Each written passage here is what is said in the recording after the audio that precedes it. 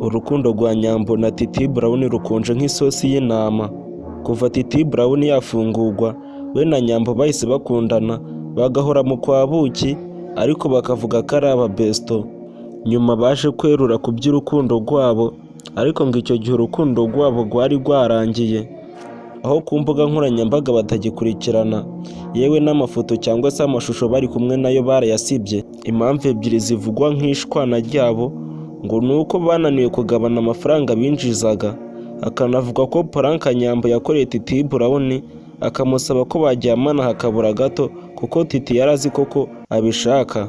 Ngo iyo Paranka yabaye intandaro kuko Titi yahise arakara Nyambo ayishyira kuri cano, nyuma arayisiba. Gusa ibi byanaba Paranka kugira ngo bongere bavugwe, kuko muri iyi minsi mike mu by'inkundo z'abato yakuyemo ino couple y'ababesto. Urumva ko uyu Titi Brown na Nyambo badahagaze neza.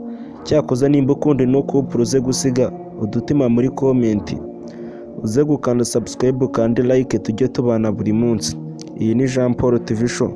Bye bye, ndabakunda cyane.